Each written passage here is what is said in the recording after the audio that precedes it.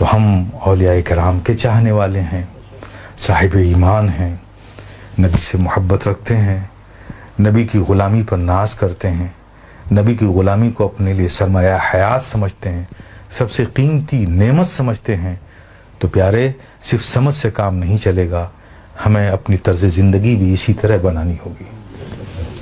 تو انشاءاللہ مولا تعالیٰ اب ہم اپنی حالت ایسی کیوں بناتے ہیں کہ دسترخوان پہ کھانا لگا ہوا ہے اور ہمیں بھوک بھی بہت تیز لگی ہوئی ہے، اور ہم دسترخوان پہ بیٹھے ہوئے بھی ہیں اور چلا رہے ہیں صرف کہ ہم بھوکے ہیں۔ ارے بھائی، کھانا لگا ہوا ہے، آپ دسترخوان پہ بھی بیٹھے ہو، ہاتھ کو بڑھاؤ، روٹی کو اٹھاؤ، نوالا بناؤ، منہ میں رکھ لو، سارا تو انتظام ہو ہی گیا ہے، لیکن آپ ہاتھ بڑھانا ہی نہیں چاہتے، روٹی اٹھانا ہی نہیں چاہتے، نوالا منہ تک لے جانا ہی نہیں چاہتے، جبکہ نعمت بھی رکھی ہوئی ہے، آپ بھی موجود ہیں، اور شکوہ یہ ہے کہ ہم بھوکے ہیں۔ ارے بھائی، دسترخوان پہ بیٹھ کر اگر آپ بھوکے رہ جاؤ تو اس میں دسترخوان کا کیا قصور ہے؟ کیا قصور ہے دسترخوان کا؟ آپ کو پیاس لگی ہوئی ہے، حلق میں کانٹے چبھ رہے ہیں، زبان تالو سے چپک رہی ہے، پیاس ہے پیاس ہے نعرے لگا رہے ہو، اور دریا کے کنارے بیٹھے ہو، پانی بہہ رہا ہے۔ ارے بھائی، ہاتھ اٹھاؤ، اپنے چلوں میں پانی کے قطرات کو لو اور ڈال لو اپنے منہ میں، تمہاری حلق بھی تر ہو جائے گی، کانٹے چبھنے بھی بند ہو جائیں گے، تالو سے زبان نکل جائے گی، تمہیں راحت محسوس ہوگی۔ اب تم ایسا اگر نہ کرو، صرف شکوہ کرو کہ میں پیاسا ہوں میں پیاسا ہوں، تو ارے بھائی، دریا کے کنارے بیٹھ کر بھی تم اگر پیاسے ہو تو اس میں دریا کا کیا قصور ہے؟ دریا کا کیا قصور ہے؟ اسی طرح سمجھو، بزرگوں کا کرم بھی ہے، ان کی غلامی بھی ہمارے ہاتھ آ گئی، ان کی غلامی و ارادت کا سلسلہ بھی ہمارے پاس ہے، ان کی بارگاہوں میں ہماری حاضری بھی ہوتی ہے، ان کی محفلیں بھی ہم سجاتے ہیں، ان کی یادیں بھی مناتے ہیں، ان کی محفلیں سراغ ایصال ثواب بھی کرتے ہیں، ان کے ذکر و فکر سے محظوظ بھی ہوتے ہیں، سب کچھ کرتے ہیں، لیکن ان کی زندگی کو اپنے لیے نمونے عمل نہیں بناتے۔ پھر بھی ایسے حالات میں اگر یہ کو کہے کہ ہم اس خواجہ و غوث کی دنیا میں پریشان حال ہیں، تو اس میں خواجہ و غوث کا کیا قصور ہے؟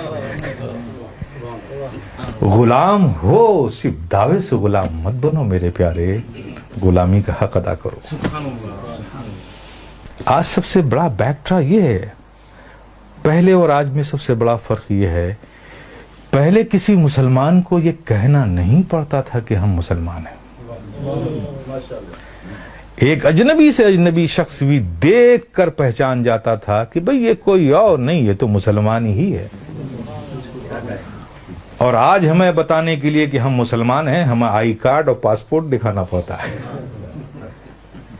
تو میرے پیارے، اپنے ایمان کو، اپنے اسلام کو، اپنے مسلمان ہونے کو آئی کارڈ اور پاسپورٹ سے مت بتاؤ، اپنے عملی زندگی سے کر کے بتاؤ کہ تم چلو تو لوگ سمجھیں کہ ایسا چلنے والا کوئی اور نہیں، مسلمان ہی ہو سکتا ہے۔ جس دن تم اپنے بزرگوں کی طرز زندگی کو اپنا لو گے، ان کے اقوال پر عملی زندگی شروع کر دو گے، خدا کی قسم تمہاری زندگی ایک نئے انداز میں دنیا کے سامنے آ جائے گی۔ ضرورت اس بات کی ہے کہ صرف ہمیں سننا ہے اور سنتے ہی رہنا ہے، اس سے کام نہیں چلے گا، بلکہ ہمیں سننا ہے اور اپنی زندگی کا آغاز کرنا ہے اس سنے ہوئے اقوال کے مطابق۔ جہاں سے بھی آپ چاہو شروع کر دو، شروع کرنے کے لیے کوئی بہت زیادہ پریپریشن نہیں ہوتا، جہاں سے چاہو شروع کر دو۔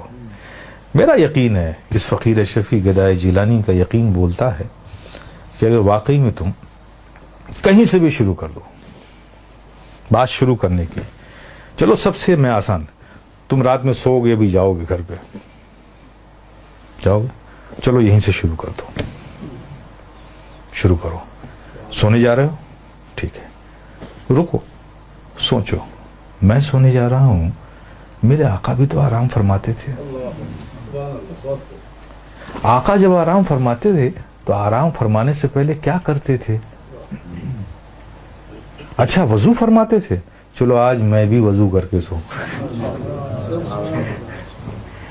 ہمیں یہیں سے شروع کر دو۔ میرا یقین بولتا ہے کہ پیارے آقا کے انداز پہ اگر تم سونا شروع کر دو گے نا، تو رب کی رحمت اس کی مشیت انشاءاللہ تمہیں بیدار ہونا بھی سکھا دے گی, تمہیں زندگی گزارنا بھی سکھا دے گی. شرط یہ ہے میرے پیارے, اس صدق کے ساتھ شروع کر دو.